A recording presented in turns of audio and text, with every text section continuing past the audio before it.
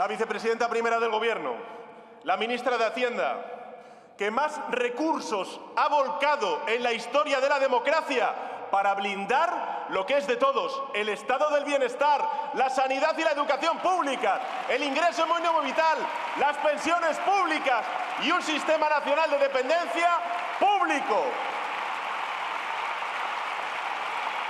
Gracias, María Jesús. Vas a ser una extraordinaria presidenta de la Junta de Andalucía. Fijaos que en Andalucía nunca ha habido tantos recursos, tantos fondos para blindar la educación, la sanidad, la dependencia, el ingreso mínimo vital. Claro que sí, nunca ha habido tantos recursos como con María Jesús Montero al frente del Gobierno de España con la cartera de Hacienda. Y nunca ha habido un proceso privatizador de esos servicios públicos como el que está perpetrando Moreno Bonilla en Andalucía. Con lo cual, la lección es evidente. No es solamente un problema de fondos o de recursos, es un problema de modelo, de convicciones. Y el gran cambio que se va a producir en el año 2026 cuando convoque Moreno Bonilla a las elecciones en Andalucía es que vamos a pasar del verbo privatizar al verbo blindar de María Jesús Montero los servicios públicos, la educación, la sanidad, la dependencia y los servicios sociales y la política de vivienda en favor de la mayoría de andaluces y andaluzas. Este país no es un país lo suficientemente dado a reconocer la valía de políticos y de políticas. Pero yo quiero... Pues han dicho muchas cosas de María Jesús Montero, ¿no? Todas buenas. Una extraordinaria trabajadora que siempre está aprendiendo, que siempre está currando, que es una negociadora implacable, que cuenta con el respeto de todos y de todas.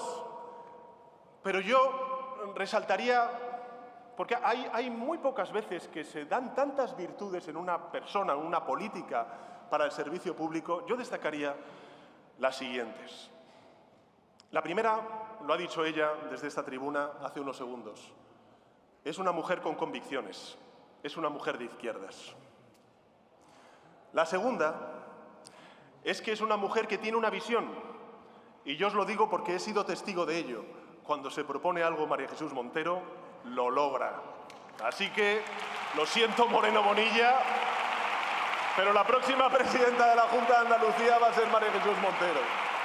Hoy, después de este mitin, que marcho a la capital de Ucrania, Kiev, desde Granada, desde el aeropuerto de Granada, dará la razón a aquellos europeos, la mayoría de europeos, que defendemos una paz justa y duradera en Ucrania, al igual que la defendemos para Gaza y para Palestina.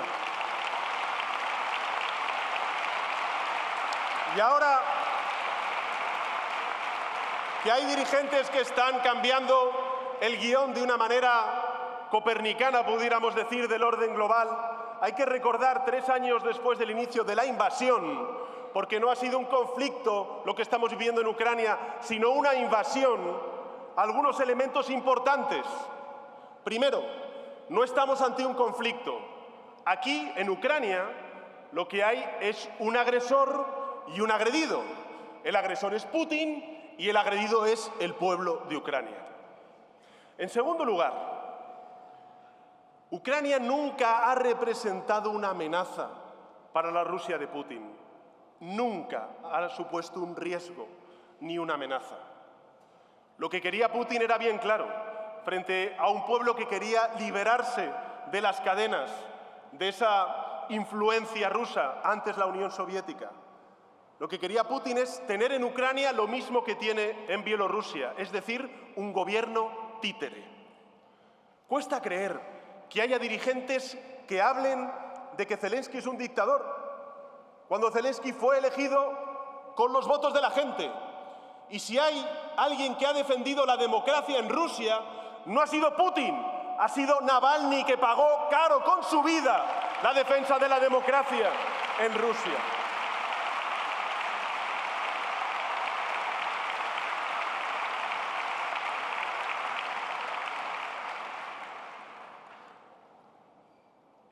Y lo que de verdad siente como una amenaza Putin es una Europa que consolida su proyecto político de paz, de convivencia, de democracia y de derechos humanos. Por eso, desde el Gobierno de España lo tenemos muy claro. Premiar al agresor es abonarse a agresiones futuras. Y la paz en Ucrania y la seguridad en Europa no se pueden imponer a ucranianos y a europeos. Se tiene que pactar y acordar con ucranianos y con europeos.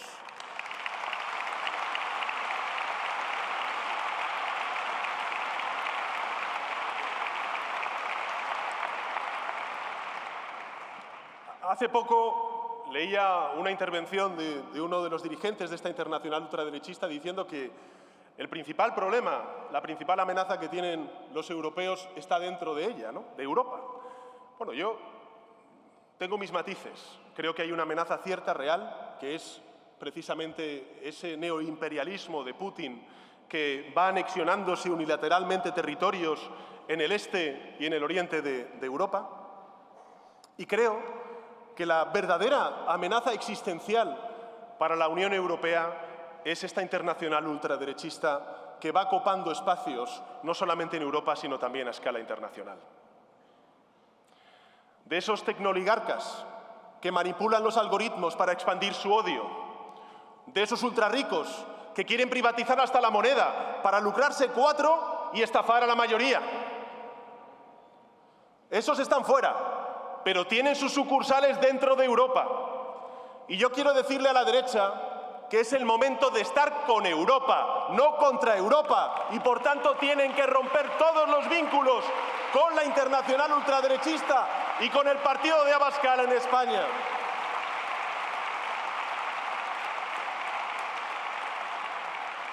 No se puede ser europeísta los días pares y los impares, coaligarse con aquellos que quieren destruir Europa desde dentro, que es la ultraderecha de Vox. Y fijaos, hoy hay elecciones en Alemania. Está la gente votando. No sabemos aún el resultado. Pero una cosa ha quedado clara después de escuchar todas las declaraciones de los líderes alemanes. En ninguna ecuación de gobernabilidad entrará la ultraderecha.